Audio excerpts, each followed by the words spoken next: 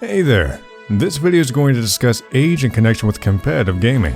This is not the usual educational guide, but an overlook on the topic to give you a general understanding and to start a discussion. Let's begin. Hello guys, and welcome to the Dojo. More than half of our viewers are between age 25 and 35, and there were a lot of questions about age in competitive gaming, so we decided that we'd research it more deeply. We're not only talking about Overwatch, but other titles as well to offer you a more in-depth view of age and gaming. So, without further ado, let's begin with the first question. Am I too old to be a gamer/esport competitor? Should I chase the dreams of being a pro gamer, streamer, or content creator? Or is it too late? These questions tend to come up quite frequently on forums where we ask you to share your content ideas with us. In short, your age doesn't prevent you from being an excellent player. However, it is an easy excuse that many of us use. The answer really depends on what exactly you want to do, so let's go through the most general attitudes. Please note though that we are generalizing here, so if something doesn't apply to you or we missed your case entirely, try not to be mad. Instead, try to start a discussion in the comments section. Alright, we're going to talk about varying degrees of commitment, starting with the most relevant ones, beginning with casual gaming and going towards the professional esports, discussing every level in detail. The most casual level is playing for fun. Age really doesn't matter here. You're playing as a recreational activity because you love the game's mechanics or setting, enjoy times with friends, or socialize with others in a gaming environment. This is all fine, and age can benefit you here if you can find like-minded people who you can spend time with together. Being mature helps you in finding and forming stronger bonds online, so age might just benefit you. Just go for it, there's no limit here. We actually have a patron who we coached several times who is 71 years old and playing Overwatch a few hours a week. It should be about fun. Okay, the next level is where you're playing for the thrill of competition, and where you're usually looking for growth. We'd like to think that most of our viewers are in this category. However, there are different levels of commitment in this category. Let's begin with the casual competitive gamer. When we're talking about competitive gaming, even if it's only a solo queue environment, age does make a difference.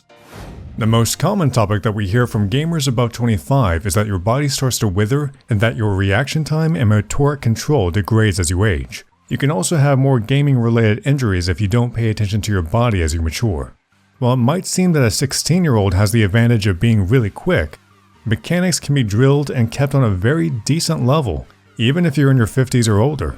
You will have a harder time reaching your natural skill cap, and it might be slightly lower compared to someone who has talent and is still young. But the differences are so tiny that it's hardly noticeable. As more and more competitive games are about a mix of skills and not purely about aim, this might not be an issue at all. Persistence is critical, and as you gain more experience in life, you'll be able to see that practice beats talent in the long run. Now that we ate the frog, we can talk about the next subtopic, that is game experience and game sense. As someone who's played a few games and not only the recent titles, you have the advantage of using that experience for your benefit in any new game. A lot of Team Fortress 2 players switched to Overwatch, for example, when it came out, and they did decently in competitions. Having some years behind you as a gamer and as a person means that you have a broader pool of knowledge that you can use to understand the game and play it on a level that's only reachable by newcomers to the game after a ton of practice. Predicting your enemies is a good example. If you've ever played Quake games where pickups are essential, you will naturally be able to predict when your enemies are going to go for the HP pickup if they're low, and you can use this knowledge to kill them before they get there. If you play Team Fortress 2, you would have a lot of knowledge about team-based strategies that you might be able to apply in Overwatch as well. Alright, the last subtopic in this category is about social skills. If you're above 25, that means that you've most likely finished your studies already, been working for a while, or starting to work and interact with a lot of different people. You have more knowledge in people than most youngsters who you're matched with in a game. Social skills are one of the most critical aspects of the current generation of games, because you're playing in a team setting. You can use your skills to shot call, to negotiate better picks, to communicate more effectively, or to not get tilted so easily by stupid things. These are all essential things that we usually don't consider as skill, but they mean just as much as aim. An undoubtedly important part of how skilled you can become is the amount of time that you're spending to get better. Younger gamers usually have fewer life commitments, thus they can play for long hours. That's not as easily doable for older players who juggle adult things as well. We get back to experience again, because if you already know how to hit all those flicks from Counter-Strike, you only need to relearn part of it to apply to Quake Champions or any other title, spending less time to become good in the given game. To wrap it up, we believe that you should stop blaming your age for your mistakes and embrace them instead. Thinking like this gives you an opportunity to realize flaws in your game and will allow you to step on the path of improvement, even if you're in your 70s, grinding SR every day. We're going to continue with a professional level, but we would like to ask you to pause the video now and tell us about how you feel about this topic in a comment below. We will get back to you. Alright, buckle up guys. The last topic is the age of professional esports. We want to give you a bit of historical overview before dealing with the questions here. You see, we gamers are part of a continuously developing and maturing phenomenon that is esports. It transforms and grows year by year. When the very early competitive gaming titles like Quake and StarCraft came out, we only had a handful of professional players, as the esports scene was still small. At that time, it was common for someone to play in their late teens and retire in their early 20s. This was because esports wasn't as big as it is now, and it didn't offer a lot of opportunities to players to sustain themselves only by playing. Gamer payrolls were not yet a common thing. Streaming was non-existent, so you had to solely rely on sponsorship and occasionally competition prizes, which are kind of unreliable.